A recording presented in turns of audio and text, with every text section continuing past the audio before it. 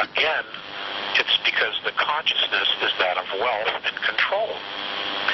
And that model doesn't work any longer. Yeah. But, those that are yielding it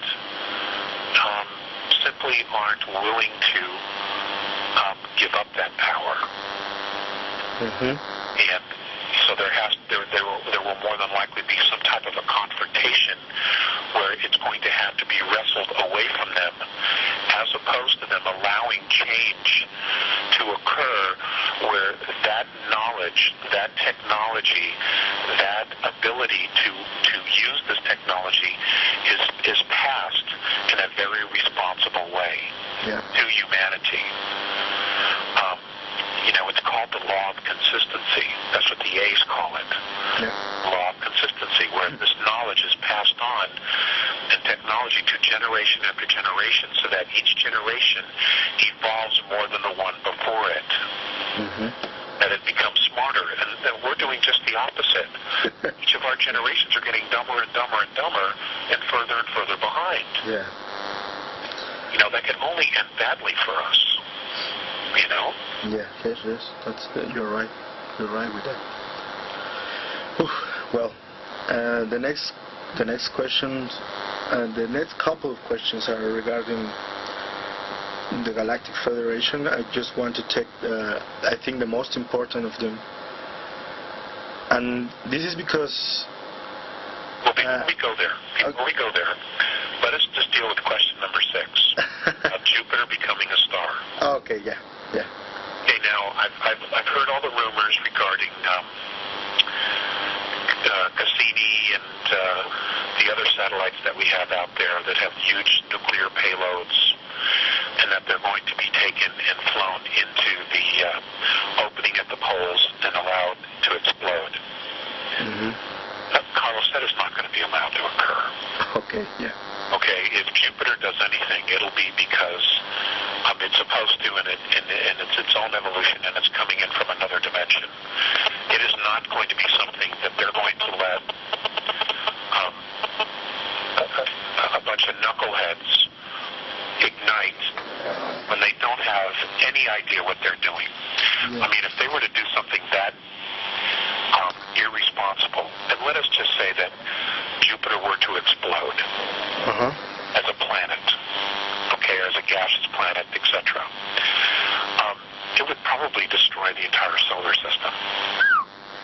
So it wouldn't matter whether it was the sun or not, right? We'd all be dead. Okay. Well, they're not going to do anything like that because, there's other life in this solar system that isn't us.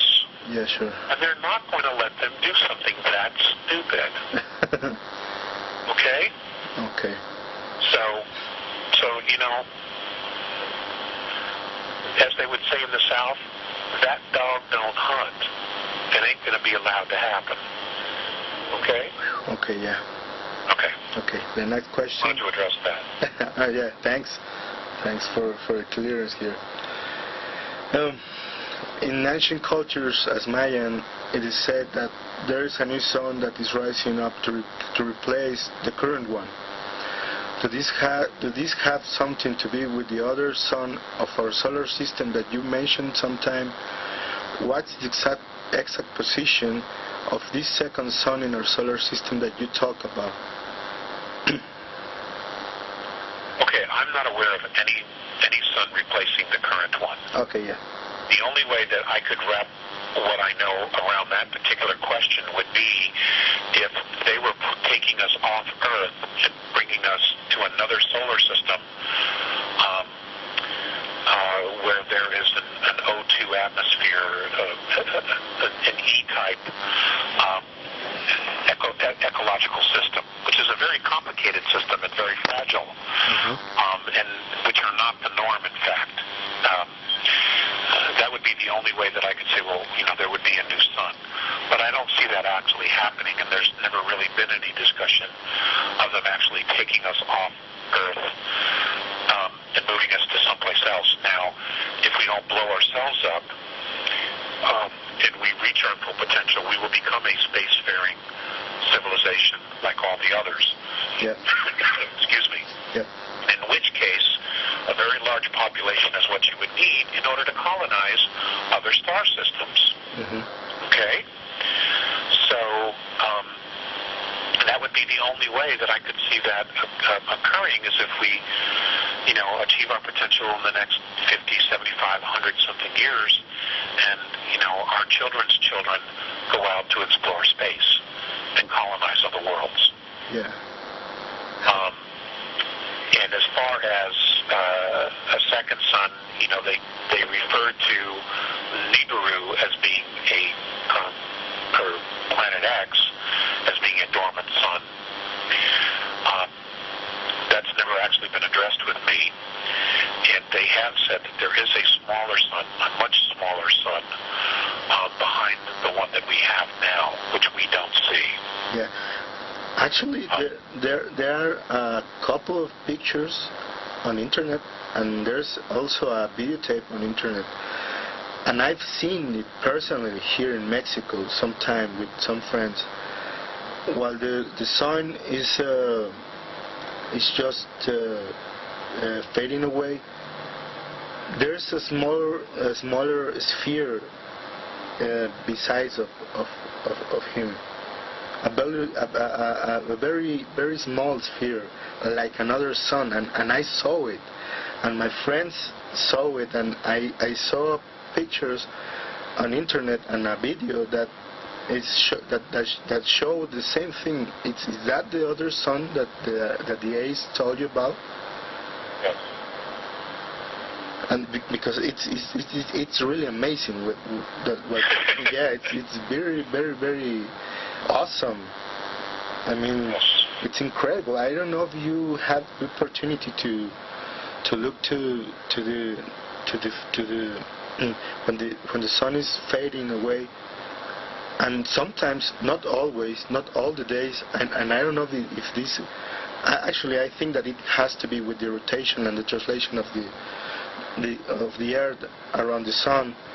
But a couple of times, I and friends of mine saw this phenomenon, and it's incredible.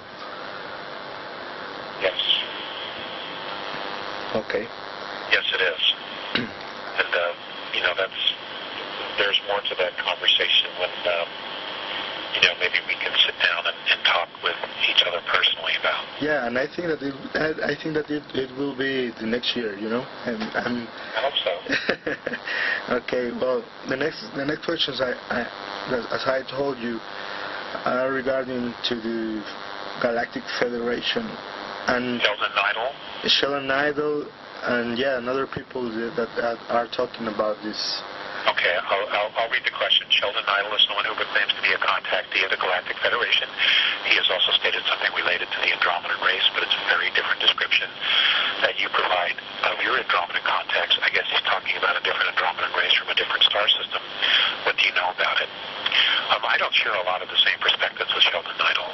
I know. And the A's have never referred to any type of galactic federation. Mm-hmm. They've only referred to the Andromedan Council.